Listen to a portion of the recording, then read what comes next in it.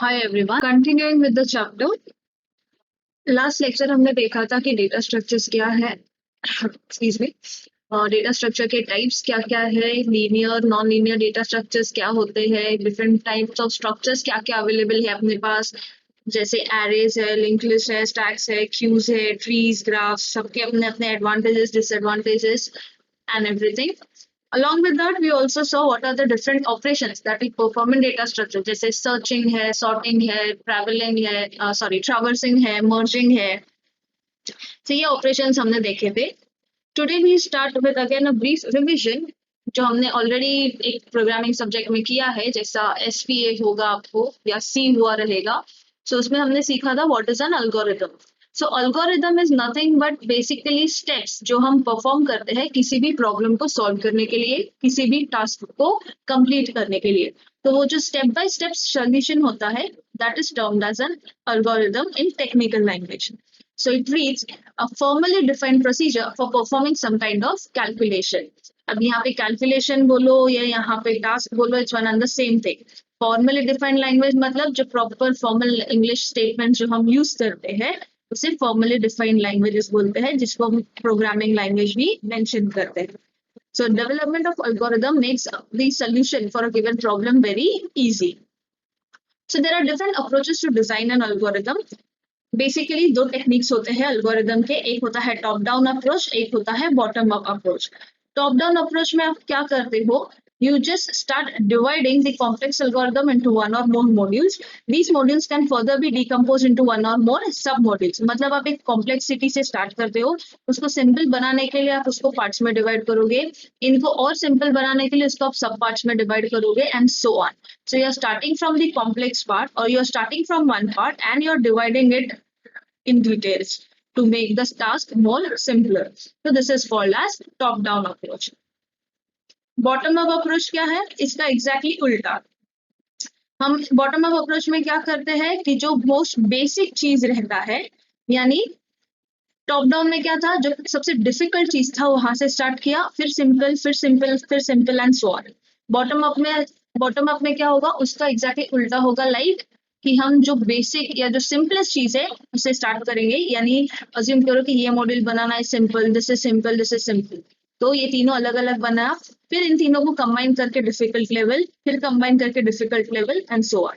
So this is called as bottom up approach. तो ये दो टेक्निक्स है जो बेसिकली यूज होता है एल्गोरिथम डेवलप करने में. Now there is always a debate whether top down approach use होगा या bottom up approach, but there is no one such option because it depends on application. It depends upon what your client needs और what that application need. तो जो task आया है हाथ में, वो टास्क कंप्लीट करने के लिए कौन सा स्ट्रैटेजी सबसे बेस्ट रहेगा, बी इट टॉप डाउन और B it bottom up approach, based on that you will decide कि ये टेक्निक यूज करनी चाहिए. सो it is not a debatable thing. Next comes the control structures. Control structures हमने देखा रहेगा, जैसे looping, branching statements जो होते हैं उन्हें हम basically control structures बोलते हैं. So data structures में control structures are defined with three things: sequence, decisions and repetition. Sequence का मतलब होता है one by one और step by step algorithm का execute होना. डिसीजन का मतलब होता है जहां पे you have to decide whether a value is true और फॉल्स, वेदर आगे कंटिन्यू करना चाहिए या नहीं. तो ऐसा जब डिसिसिव स्टेटमेंट्स आता है, that point of time we need to decide कि which way to go, because decision statements में हमेशा दो पार्ट्स होते हैं, एक होता है ट्रू वाला, एक होता है फॉल्स वाला, जिसका एग्जाम्पल यहाँ पे दिया है. If x equals to y then print equal.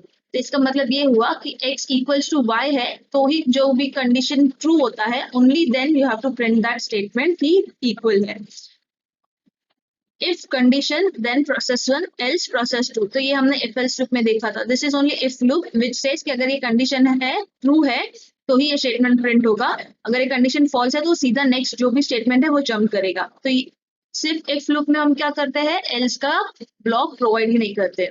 सो उसका alternative we have if else, कि जहां पे हम दो ऑप्शन देते हैं, अगर कंडीशन ट्रू है तो ये प्रिंट करो, कंडीशन फॉल्स है तो ये प्रिंट करो. मतलब किसी भी हालत में कुछ ना कुछ तो प्रिंट करना है. ऊपर वाले में क्या था कि अगर कंडीशन ट्रू है तो ही वो प्रिंट स्टेटमेंट एग्जीक्यूट होना चाहिए, बट यहाँ पे ऐसा नहीं है. कंडीशन ट्रू है तो पहला प्रोसेस प्रिंट करो, कंडीशन फॉल्स है तो दूसरा प्रोसेस प्रिंट करो. So this is अपना decisive things. Next is repetition. Repetition का सिंपलेस्ट मतलब होता है लूप, जो हम सबको पता है, while do while for loop आपने किया रहेगा सी में.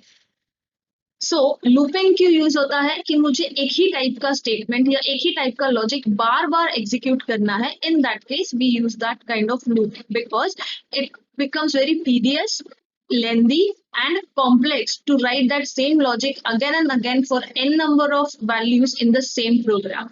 So to save that time and energy, we have called a concept which is called as loop. So looping makes our things easier. So एक ही बार वो लॉजिक लिखो एंड बार बार उसको just call करो या बार बार उसको जस्ट एग्जीक्यूट करो. So these are the three important constructs of algorithm. That is sequence, यानी step by step execution होना चाहिए. अगर डिसीजन स्टेटमेंट्स है तो properly based on that statement the compiler or the algorithm which is designed has to take a correct path. And then repetition, that if that same logic has to be applied n number of times तो वो वापस repeat correctly होना चाहिए, यानी वो looping part correctly होना चाहिए. अभी एक सिंपल एल्गोरिथम है to add two numbers. So I hope that everyone knows. हम यहाँ पे कुछ दूसरा एग्जांपल्स देखेंगे. This says algorithm to test for equality of two numbers. Equality of two numbers मतलब यहाँ पे decision statements आएगा. So sequence is step 1, step 2, step 3 follow करना. So first step क्या है, पहला हम number A लेंगे. Second step में we are taking input for number B.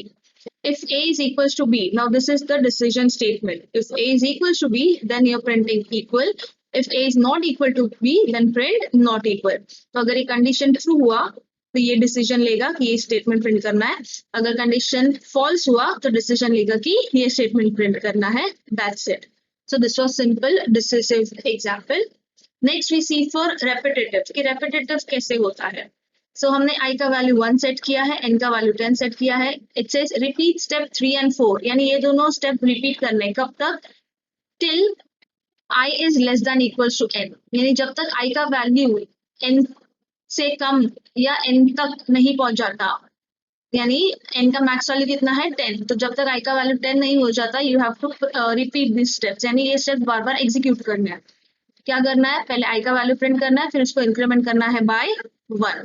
तो इनिशियली ये स्टेप होगा, फिर ये स्टेप में कंडीशन है, चेक करेगा i less than equals to n. So 1 less than equals to n, यानी 1 is less than equals to 10 which is true. So it will go on to the next step, i को print करेगा. This will go on to the next step, i को increment करेगा bye 1. तो यहाँ पे जब print करेगा तो वो 1 प्रिंट करेगा. यहाँ पे आने के बाद i का value is now 1 plus 1 which is 2. So again you go to step 2, again you are checking 2 less than equals to 10, condition true है तो वापस i का वैल्यू प्रिंट करो, वापस इंक्रीमेंट करो एंड सो ऑन. कब तक चलेगा, till your i का value becomes 10. 10 less than equals to 10, still it is true, print increment. Now at this point क्या होगा, it will be 10 plus 1 which is 11. So when your i का value is 11, it will go at this step, it will check 11 less than equals to 10. Condition false हुआ तो वो बाहर आएगा at step 5.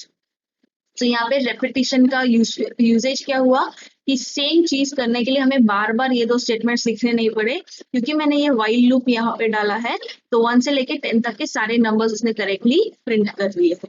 So that is why अपने को algorithms में, programmings में हर टाइप का कंस्ट्रक्ट होना जरूरी है. ये सारे वही अल्गोरिथम्स हैं जो अपने लास्ट ईयर किए हैं सी में. So I would request everyone to go through it because I will be taking a test on this algorithms as well along with chapter 1 का theories. So be prepare for it. Next video will start with second chapter.